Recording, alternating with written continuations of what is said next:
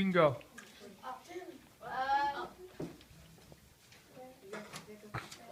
um, our peoples are doing the Emperor's new clothes, rituals like in it.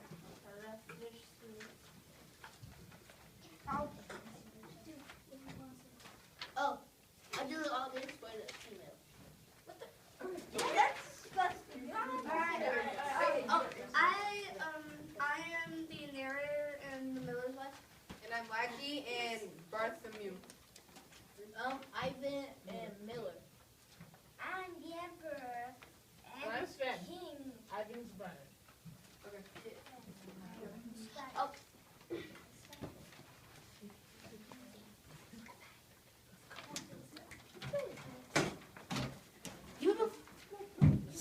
you start.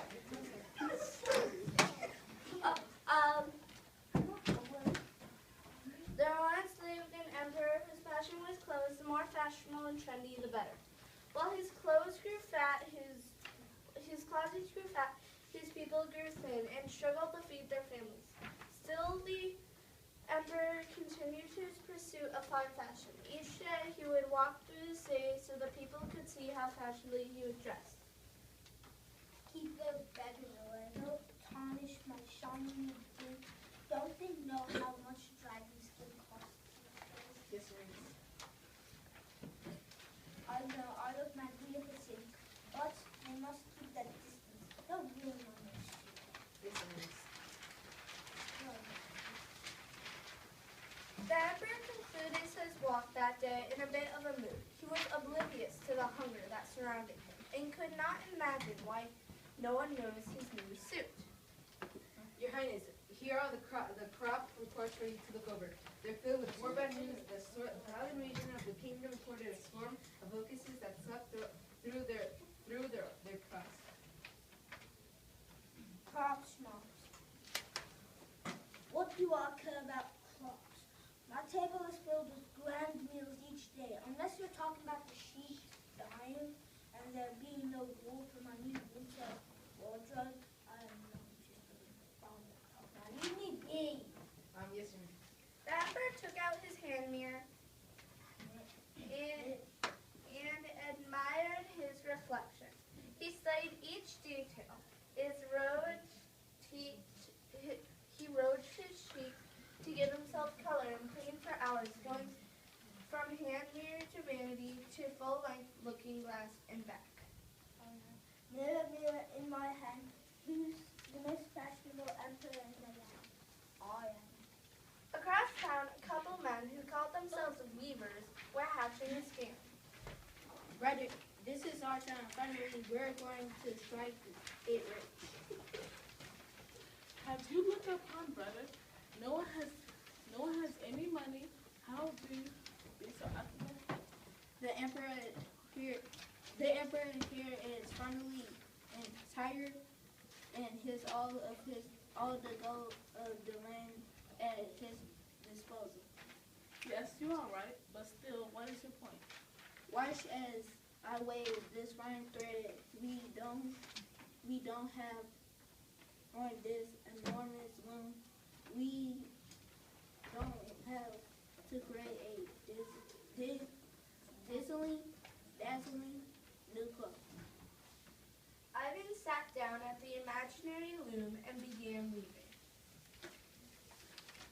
I see nothing. I don't get. What are you getting at, brother? It won't be clear. I'm surprised at you, brother. Can't you see the beautiful clothes I wear? You must have heard about it. You must know the secret. What secret? Why are you being so cryptic? Out with it. Some people can't see the cloth. They can't see it if it's even when they are looking right at it. There's nothing to see. There's nothing there. Okay. Here's the thing. We'll convince the emperor that only the most fashionable people can see the clothes, and no one else. We spread the rumor around town by leaking keeping our little secret to all over the busybody and golfers in town. The emperor is sure to pay the obscene amount of gold to make him a new suit out of fine clothes. No one is gullible enough to fall for that. Are you crazy? Maybe, but there is a damnable no one in the surrounding countryside more things that the emperor will jump at the chance. We have something no one else has, and he currently isn't going to admit it. He can see the width of the truly sensible he can. I certainly hope you're right. Buddy, you shouldn't worry so much. Now let me go on with the waiting while you get out there and start sowing the seeds of our discussion. Ivan sat down to work at the imaginary loom while Seven shook his head and walked out the door. Seven was worried. He couldn't help it, but Ivan had a knack of this sort of thing. Seven put on his best sales face and went to work on spreading the secret of the fabric. Meanwhile, back at the palace. Cancel this morning's meetings. I have no time today. I must focus on updating my wardrobe. I need 2 suits, new shoes, and your best to pearl buttons. I can't be caught in a season fashion. Yes, Your Highness. Should I call you usually Taylor? No, I'm tired of the same old thing. I need someone with modern and innovative ideas who can make me outfits that no one else. Bartholomew had heard of the mysterious new fabric while mingling in the marketplace. He decided to let the emperor in on what he'd heard. There are 2 new brothers in town.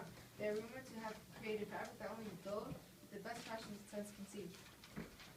That sounds divine. Bring them to me this instant. No one can have that fabric but me. Yes, Your Highness. Straight away.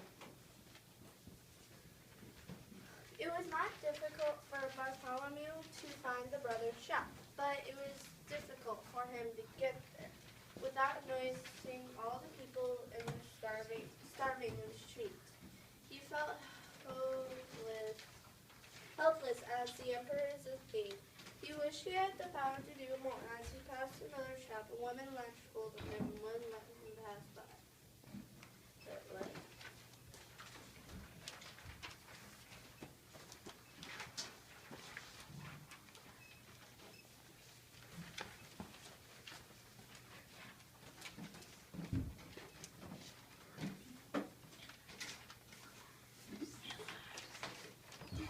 Welcome, welcome. You must be from the palace. The clothes are dead giveaway. I'm here to see this innovative fabric you rumors you have created.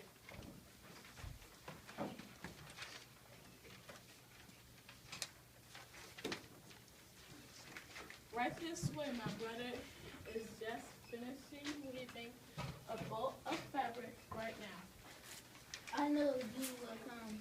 Look at this. Look at the sheer beauty of it. Isn't it incredible? I can't believe my eyes. But The emperor's aide leaned closer to see what he could not see. What kind of junk is this? I see nothing. Bartholomew leaned even closer to the fabric, looking through his eyeglasses. Yes.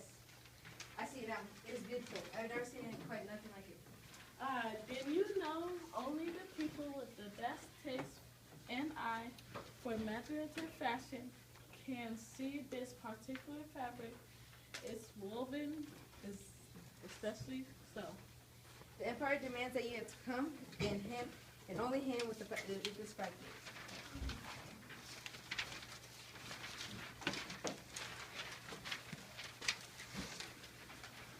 I I've been waiting for just such an amazing, but our service do not come for free or cheap. Not even for the empire. I'm sure you pay whatever you require for such a rare fabric. Show us the way.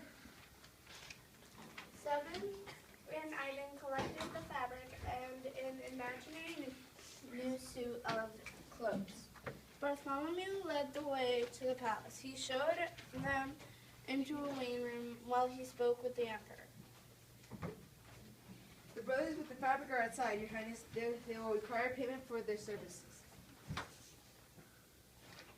Whatever it costs, I'll pay. If this fabric is as wonderful as it's rumored to be, so it is.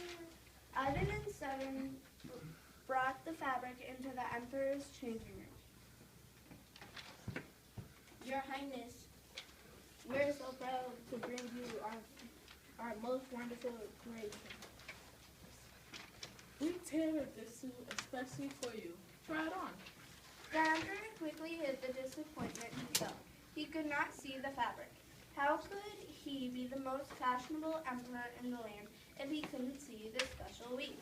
Well, help me into it, gentlemen, so I can see how fabulous it looks like. Later.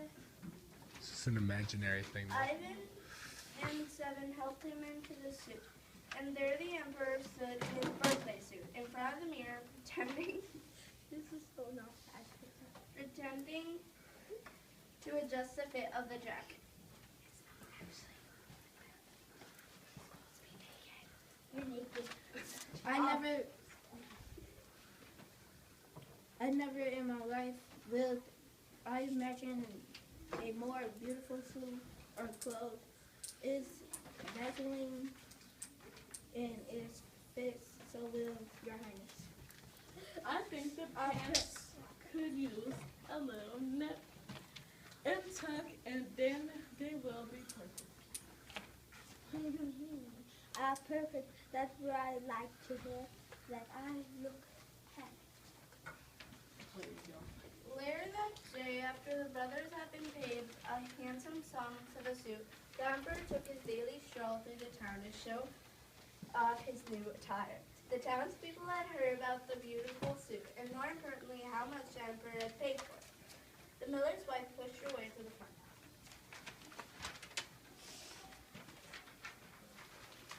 The crowd went silent, and all eyes were on the emperor.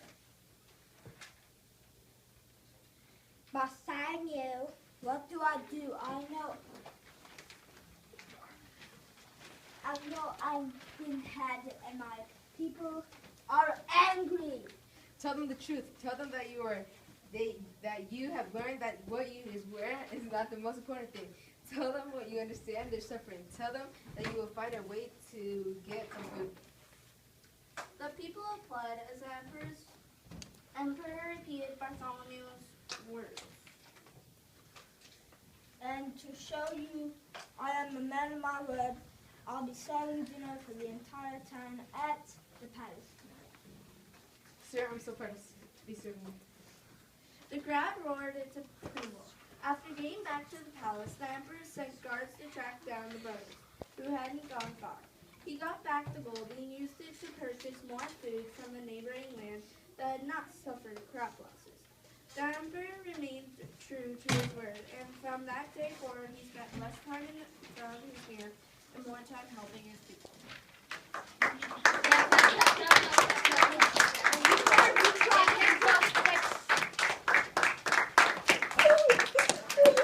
Bow. Oh, See- and